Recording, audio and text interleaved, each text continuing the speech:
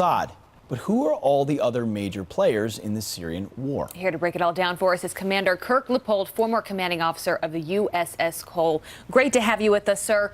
Help break this down for us. Who are the most important players in this? Well, good morning, Abby. The most important players, obviously, were the three that conducted the combat operations: the United States, the United Kingdom, and France. But you also have to have the supporting players in the region that provided us the ability to launch those strikes. Principally, it's going to be Qatar and most likely Saudi Arabia, to allow the overflight through their airspace of both aircraft and missiles. And so when you look at it, while we may have a large force in the area, it's the key countries that provided us the ability to launch those strikes from or provide the support forces for them. Commander, you've been in those waters. You understand the systems that were used as a former commander of the USS Cole. Walk us through the destroyer in the area that was a part of this attack. There wasn't a carrier group there. We had destroyers, possibly submarines. I mean, what assets did we bring to bear to make these strikes happen? Well, most of what you want to do is first take a look at what is the target set going to be and what are the weapons that would most capably be able to take them out. When you look at the ship that's there, Donald Cook, obviously a close tie to USS Cole, that ship has Tomahawk missiles on board.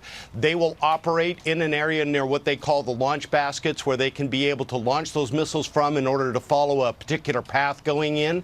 Then you have different types of warheads on board depending on the target set you're going after, and you use those different missiles to be able to do that.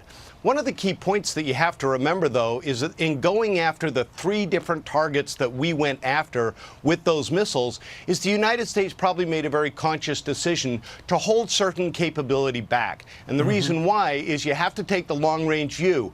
What capabilities do we not want the Russians to know about, so that in the future, should we decide to do against a country like Iran, we've preserved that capability to use again in the future? So, Commander, basically the message to Syria is stop, or you're really not going to like what comes next. What are those options that could come next?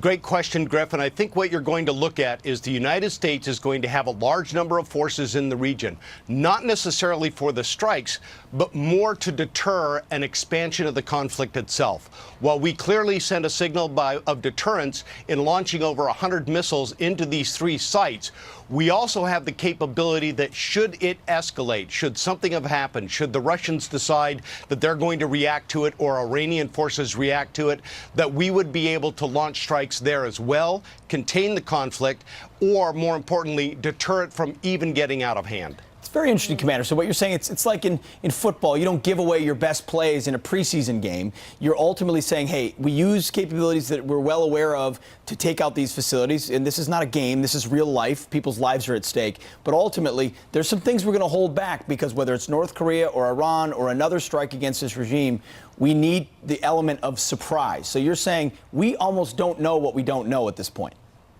Exactly. And this is why the military keeps certain programs classified, because we want to have those capabilities shielded so that when we do go to exercise them, it is because whatever danger this nation may face in the future, it would present a clear and present danger to our national security interests. While clearly going after these chemical weapon sites was in our national security interests for a variety of reasons, especially enforcing international law, should the United States be directly threatened or our assets directly threatened, we would want to have a certain capability always available in our back pocket that we could use to protect ourselves. Very interesting. Some great points. Thank you, Commander. Commander Lippold, great to have you on this morning. Absolutely. Thank you so much. One of those things you want to believe your government is doing, and it's good to hear that we are. Yeah.